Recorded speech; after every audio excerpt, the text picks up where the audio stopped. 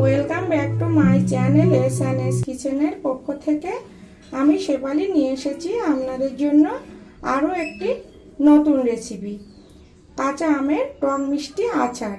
আর এই টক মিষ্টি আচারের জন্য আমি এখানে রেখেছি 1.5 কিলো আম। ভালো করে কেটে ধুয়ে জল ঝরিয়ে নিয়েছি। দেখুন, আচারটা ভালো করবার জন্য আমটা কিন্তু এরকম শক্ত হতে হবে। আর নিয়েছি 1 কিলো চিনি, 2 টিস্পুন সাদা কালো সর্ষে, 2 টিস্পুন পাঁচফোড়ন আর 1 টিস্পুন মৌরি। আমার এই নিত্য নতুন রেসিপিগুলি পেতে আমার চ্যানেলটিকে সাবস্ক্রাইব করুন এবং পাশে থাকা বেল আইকনটিকে অল করে রাখুন। আচার তো আমরা বিভিন্নভাবে করে থাকি, আমি এই আচারটা দেখুন একটু অন্যরকমভাবে করব। আমার এই রেসিপিগুলি শিখতে ভিডিওটি স্কিপ না করে পুরোটাই দেখুন এবং ভিডিওটি ভালো লাগলে আপনার প্রিয় মানুষগুলোর কাছে শেয়ার করুন। চলুন তাহলে আচারটা শুরু করা যাক। দেখুন, টক মিষ্টি আচারের জন্য আমি একটা কড়া বসিয়েছি, একটা মশলা রেডি করব। কড়াটা গরম হয়ে এসছে। এবার আমি এখানে 2 টিস্পুন মতো পাঁচফোড়ন দিয়ে দেব।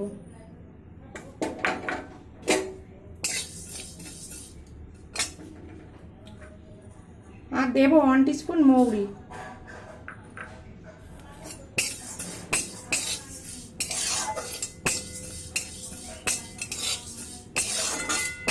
এটা একটু শুকনো কড়াই 5-6 সেকেন্ড মতো একটু ভেজে নেব। দেখুন, এই মশলাগুলো 5-6 সেকেন্ড মতো ভাজা হয়ে গিয়েছে। এবার আমি এখানে সর্ষেটা দিয়ে দেব।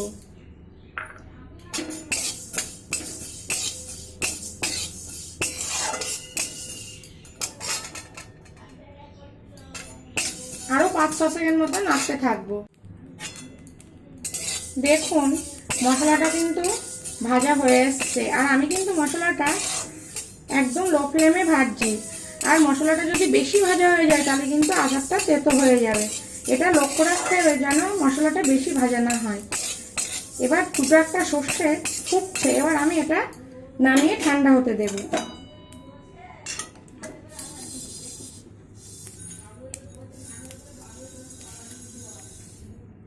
এটা আমি ঠান্ডা করে শিলে আধ ভাঙা মতো করে গুঁড়ো করে নেব। আপনারা চাইলে মিক্সিতেও গুঁড়ো করতে পারেন। দেখুন, জলটা ফুটে এসছে। এবার আমি এখানে 1 টিস্পুন মতো লবণ দিয়ে দেব।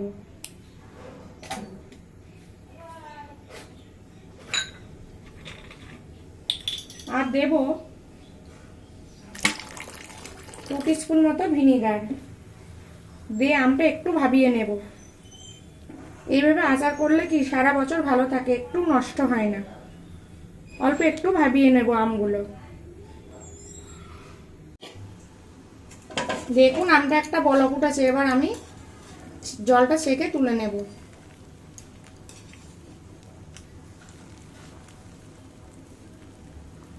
কোনোভাবেই কিন্তু আমটা নরম হতে দেওয়া যাবে না, তাহলে কিন্তু আচারটা খুব ভালো হবে না।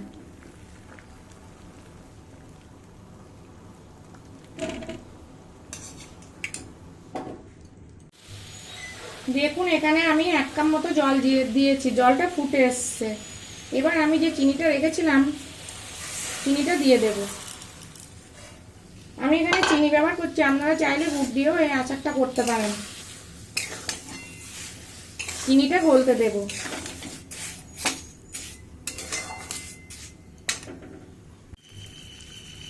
দেখুন, চিনিটা গলে এসছে। এবার আমি একা একা আমগুলো দিয়ে দেব। আমি কিন্তু আচারটা একটু শক্ত শক্ত করব।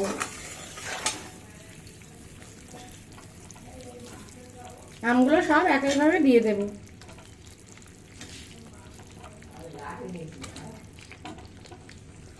শুধু দেখুন আচারটা কত সুন্দর হয়।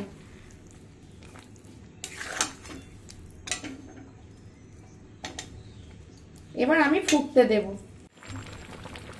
দেখুন কি সুন্দর হয়েছে, কিন্তু মাঝে মধ্যে কিন্তু নাড়তে থাকতে হবে, তা না হলে কিন্তু তলায় ধরে নেবে। আর একদিকে আম ভালো সিদ্ধ হবে আর অন্যদিকে কিন্তু সিদ্ধ হবে না। তার জন্য মাঝে মধ্যে এইভাবে নাড়বেন আপনারা।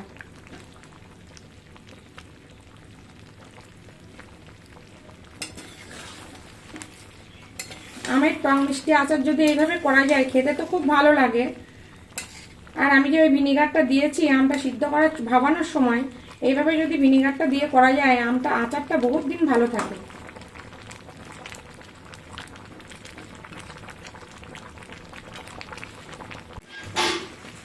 দেখুন আচারটা কিন্তু হয়ে এসছে। এবার আমি ওপর থেকে মশলাটা সরিয়ে দেবো। দেখুন মশলাটা এই যে করে নিয়েছি, সরিয়ে দেব। মিশিয়ে নেব। দেখুন আমগুলো কিন্তু আস্ত আছে।